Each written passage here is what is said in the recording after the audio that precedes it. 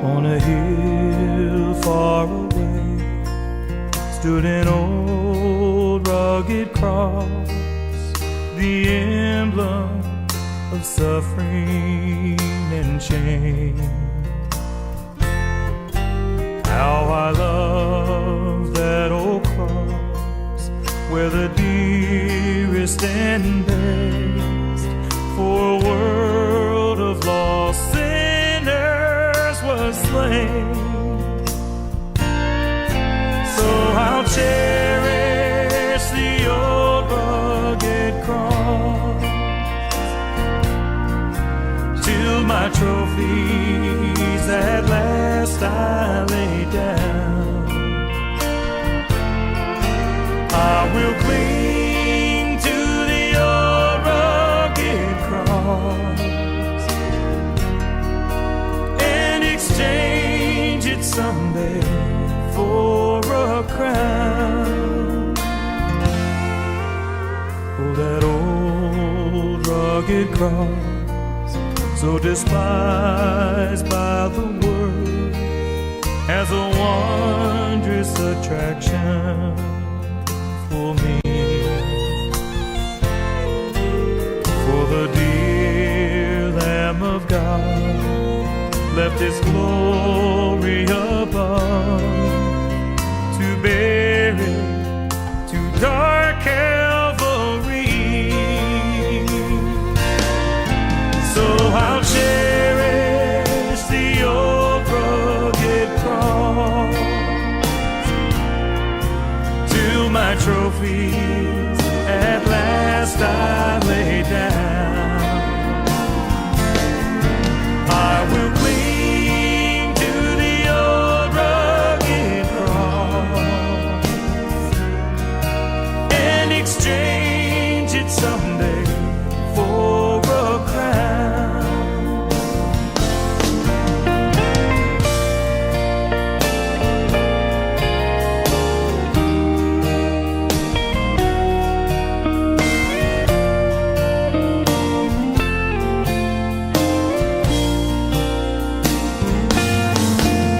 Then He'll call me someday to my home far away, where His glory forever I'll share.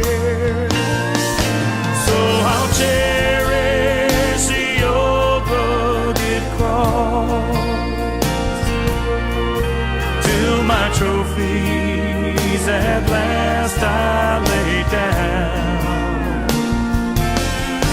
I will cling to the old rugged cross and exchange it someday for a crown. I will cling to the old rugged cross and exchange it someday for a crown.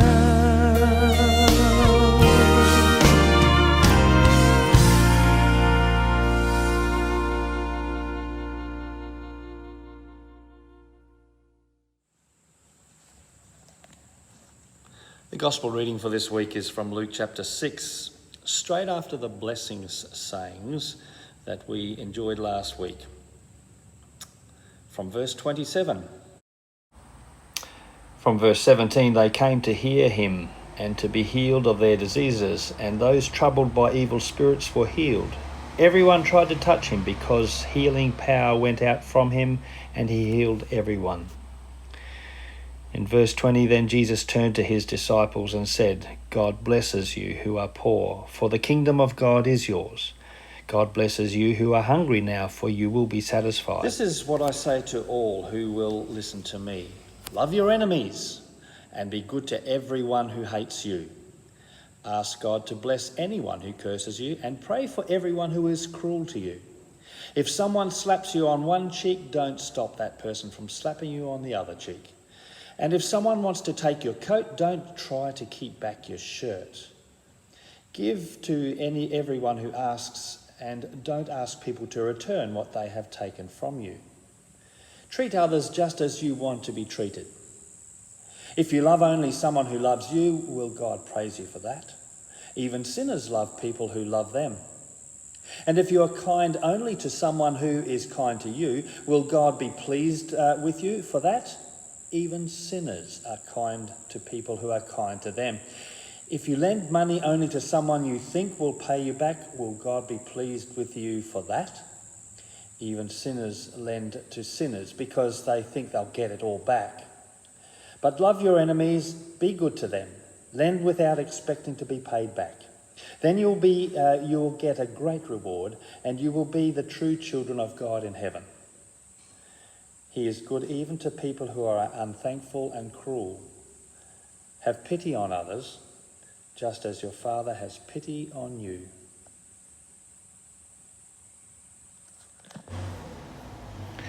A second reading is found in Genesis 45, verses 3 to 11. This is an accompanying story, which is actually an excellent example of the very thing Jesus is talking about in the gospel reading, where he asks us to love others, even our enemies. The following media presentation is especially for younger people, a way of telling the story in a creative way. Enjoy. Maybe now you could just pause here and read for yourself the story from Genesis 45. God's story, Joseph. So part of God's story is about a guy named Joseph, and it begins like this. Once there was a guy named Joseph who had 10 older brothers and one younger one. When Joe was a boy, he was his dad's favorite. In fact, his dad liked him so much better than his brothers that he gave Joe a special gift to prove it. You can imagine this made his brothers jealous. And Joe only made things worse. He told his brothers about dreams he had where he was ruling over them. Well, this made Joe's brothers furious. One day they were working and saw Joe coming. They said, "Here comes that dreamer." They threw Joe into a dark pit. They might have left him there forever, but they met some men traveling from Egypt and sold Joe to them as a servant instead. They thought that was slightly nicer than leaving him in a pit. Then they went home and told their father Joe had been killed by a wild animal. This broke their dad's heart. Kids, these brothers were really bad news. Selling a sibling is never a good idea. Ever. But the Bible says the Lord was with Joe. When Joe was a servant, he worked for a really important rich guy named Potiphar. And Potiphar liked Joe so much, he put him in charge of the whole house. Joe was happy until one day he was blamed for something he didn't do, and Potiphar sent him straight to jail. Well, God was still with Joe, even in prison. The guard decided he liked Joe so much, he put him in charge of all the other prisoners. Then God gave Joe special knowledge about dreams. When two prisoners had dreams, Joe knew what they meant, so he told them.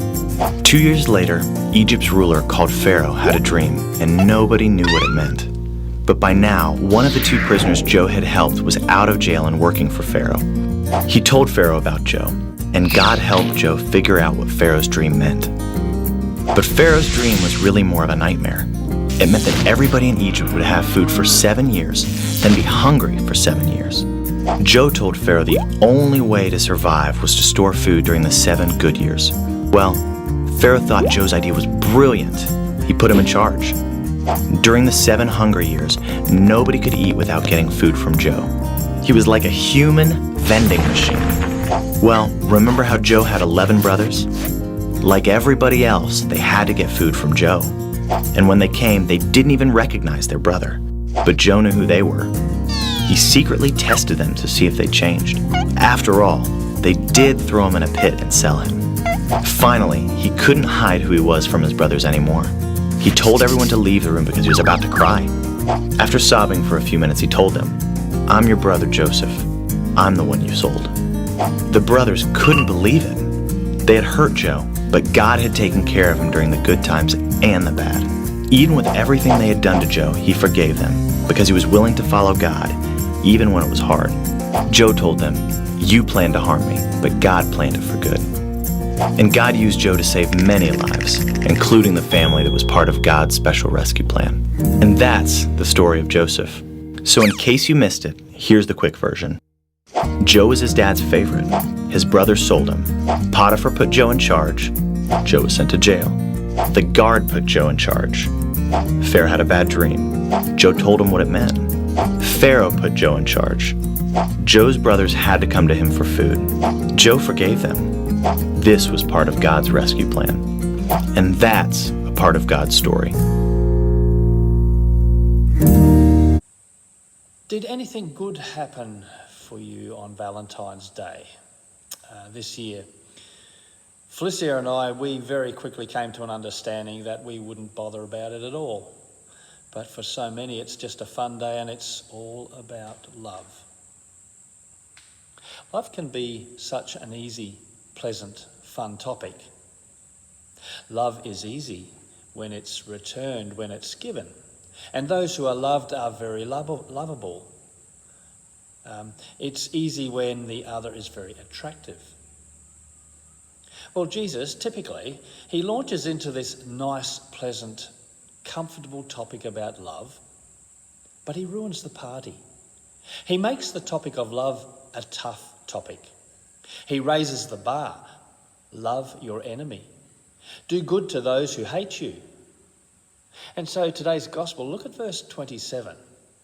It's not enough just to love beautiful, adorable people like your husband or wife, your kids and cute, adorable, butter wouldn't melt in their mouth grandkids, those who are easily lovable.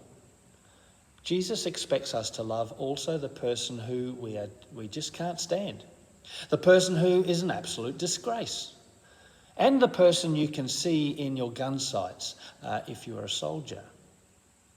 For most of us, the bar is way too high. It's out of reach. Surely Jesus can't be serious, and he's just messing with our minds and hearts.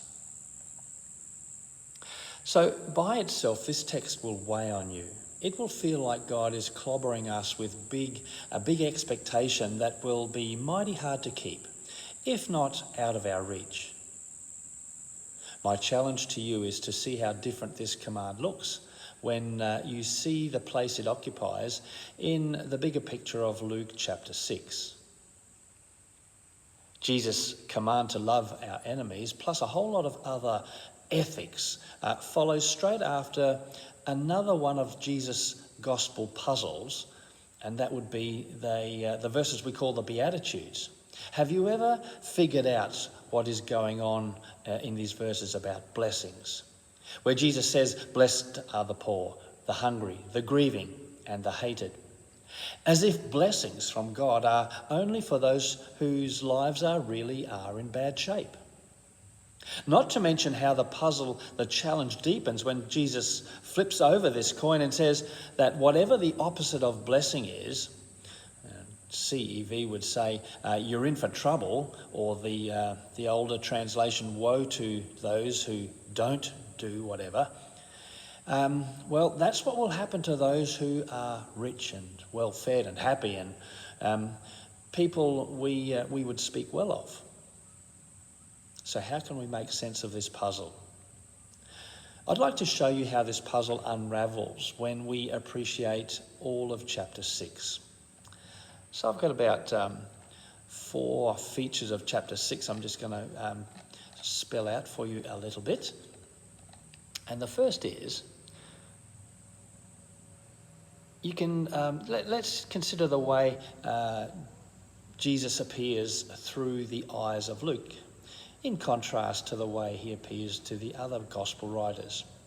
It's a little bit like how you choose to view a city. Let's say the city of Brisbane. You can view the city by cruising down its river, or by walking its footpaths, or driving through the streets. You could fly over with a chopper and it'll look different from whichever angle you would look at it from. So looking at Jesus through Luke's eyes, he has a heart for the people on the fringes of his Jewish faith community, those who are looked down on because in some way they are seen to be not quite cutting it. Those who were labelled unclean or sinners, outsiders, and that included Gentiles. As you meet this Jewish culture, tune in to how racist these people have become. Luke challenges this. He constantly has it in mind as he records Jesus' story. He also knows that they have some hang-ups with the law. They have become a faith that believes that God's only interested in people who can keep the rules.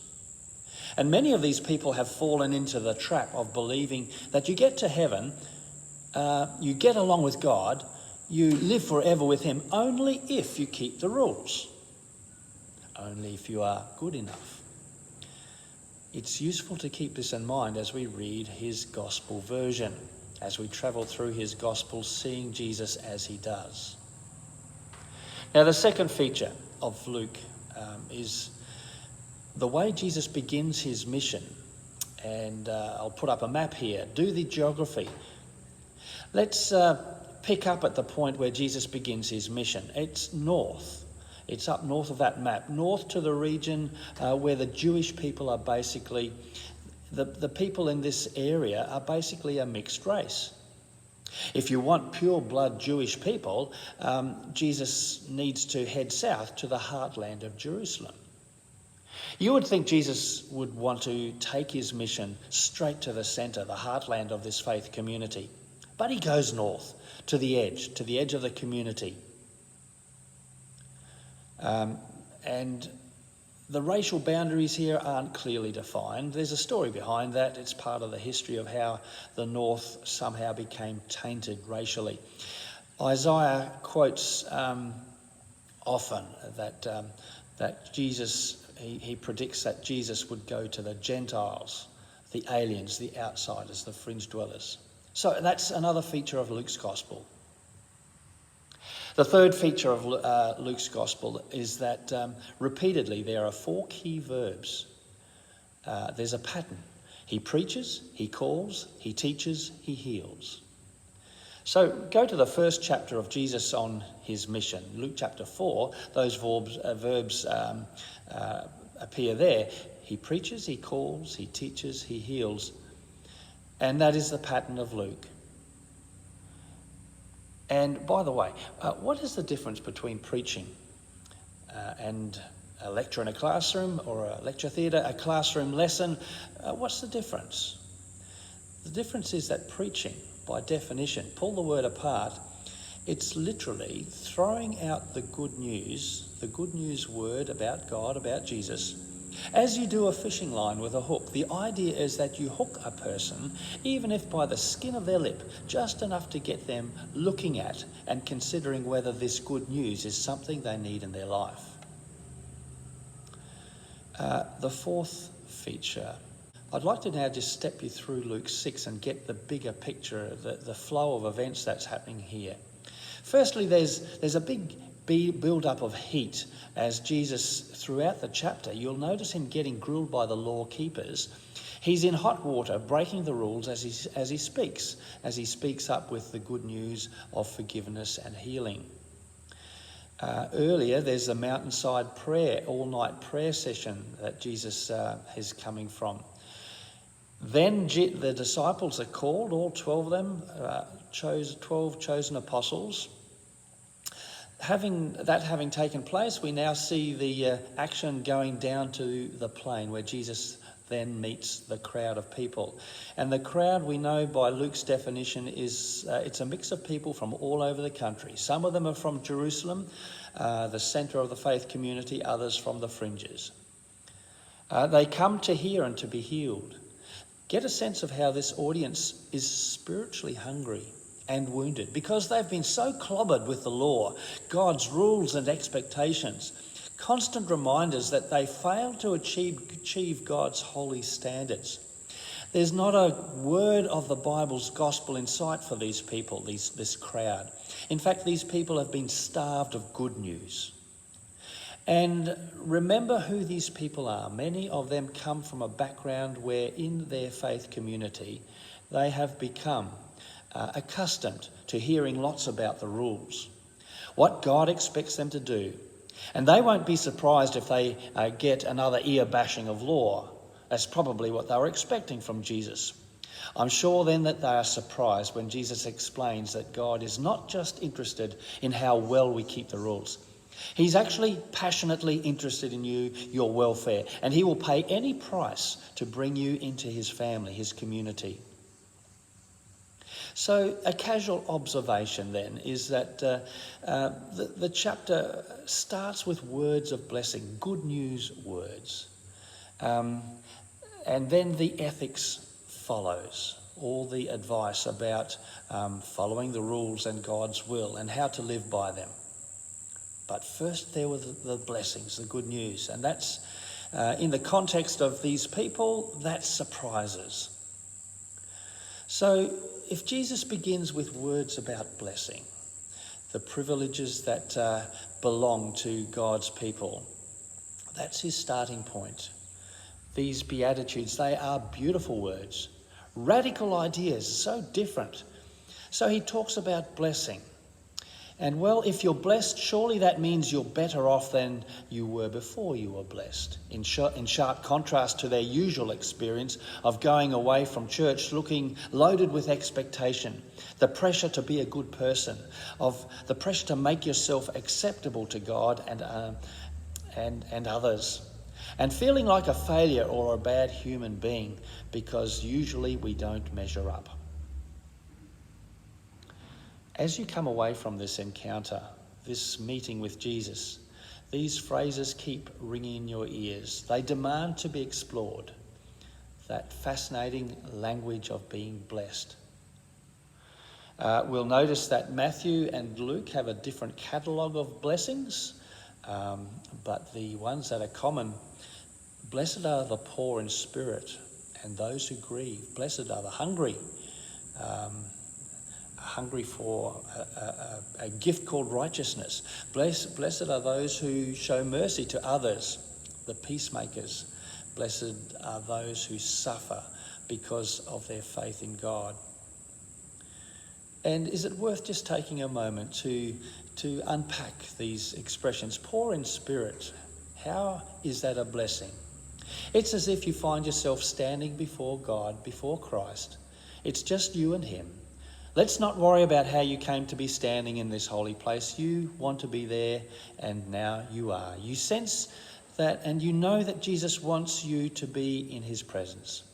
And as Jesus says to you, I'm glad you're here. You're welcome to stay. What can I do for you? Poor in spirit means that you might say to Jesus things like, well, yes, I need you. Jesus, I need your help. Jesus, I need what you're able to give me. Jesus, of what you're able to give me, I have nothing. I am poor. I come to you with hands empty. Jesus, I know you died on the cross for me.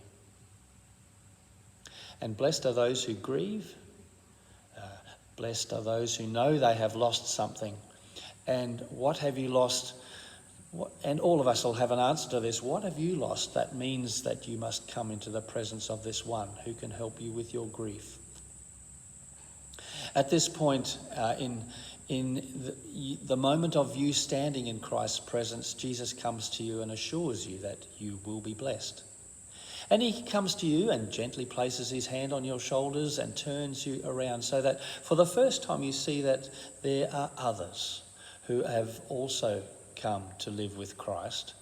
And Jesus says to you, living with me, being blessed by me, means living with these other people too.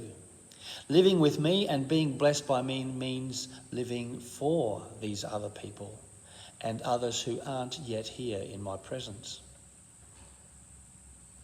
Jesus' next word is to flip these blessings over and cautions us. And if in your heart of hearts you don't believe you need these blessings, if you consider yourself free of this particular kind of poverty, hunger and grief, if you don't need what Jesus wishes to provide for you, well, you'll get the opposite. You can only receive the opposite of what a blessing is. What next? If you are now in a good frame of mind about how blessed and privileged you are ready to face the rules, God's expectations, God's will, because now you have a completely different attitude and approach toward them. We live by these rules, but you are not saved by keeping them. We live the type of lifestyle Jesus lived and talked about, and that's what the law, the way of love is a summary of. It's the way you live when you know and appreciate that you are already loved and valued and saved. A person who already belongs to God's family and already has all the privileges that go with this new identity that Jesus gives. Jesus still takes the law of God very, very seriously. But what a world of difference it makes when he doesn't start with expectations. He doesn't start a conversation with what you are expected to do. He doesn't start by placing conditions against the blessings which he wishes for you. My concern is that you might still come along here to church feeling that you need to meet expectations of people, of God himself. Maybe you see this place to be a place where you have to do all the right things before you gain the acceptance of others and God's acceptance.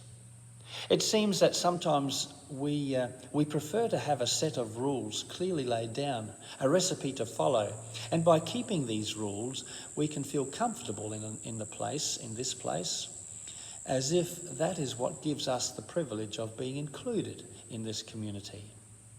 You can see how that perspective has got it all back to front. So please hear this morning how Jesus' first word to you is a word of blessing. He will give you his acceptance. He wants you to feel included. He values your participation. He gives you his love before you have done anything. And especially when you come empty-handed and have nothing to trade, he's there for you. Only then will he ask you to how you intend to respond. Only then will he encourage you to find a way of expressing your gratitude. It's only after you have been blessed by Jesus that you are ready to tackle the challenge to love your neighbour, even your enemy. Something you need to do as you meet these words is to ask yourself where you're at. Maybe you've only just discovered that being blessed is about standing before Jesus, knowing that it's vitally important to be in his presence. Maybe you've begun to realise that your dependence on Jesus has everything to do with his death on the cross. Maybe you started to look over your shoulder and you can see that there are also many other people who need to be where you are, sharing these blessings that Jesus gives. And that it's not just you and Jesus. Being blessed by Jesus has a lot to do with living with and living for others. Wherever you are at in your faith and your appreciation of these words, and however you need to keep growing, you have been blessed because you've met Jesus. You know him and he knows you. So maybe take chapter 6 home, Luke chapter 6 home, and enjoy this picture and the way Jesus reaches out to us. So here's a challenge. Sometimes it is difficult to love everyone. Why not have a caring conversation with someone near you about that? And talk about how Jesus tells us to love our enemies and to pray for them. Think of someone who it is hard for you to love. And then finally, take time to pray for that person and to ask Jesus to help you love that person. How deep the Father's love for us, how vast beyond all measure, that he should give his only Son to make a wretch his treasure.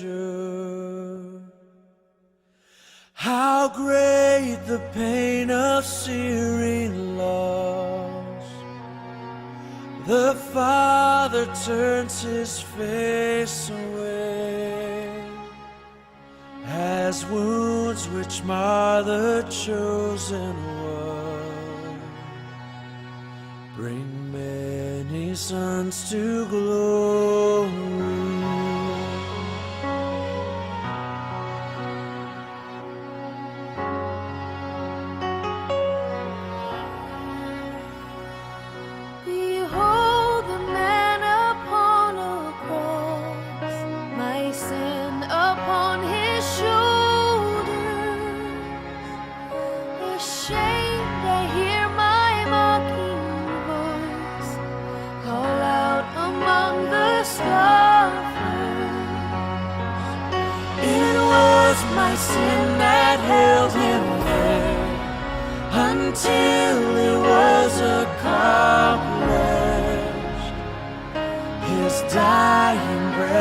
has brought me life. I know that it is finished.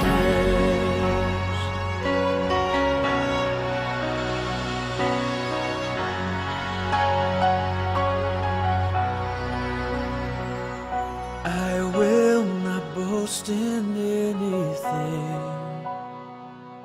No gifts, no power, no wisdom. But I will boast in Jesus Christ, His death and resurrection. Why should I gain from His reward? I cannot give an answer.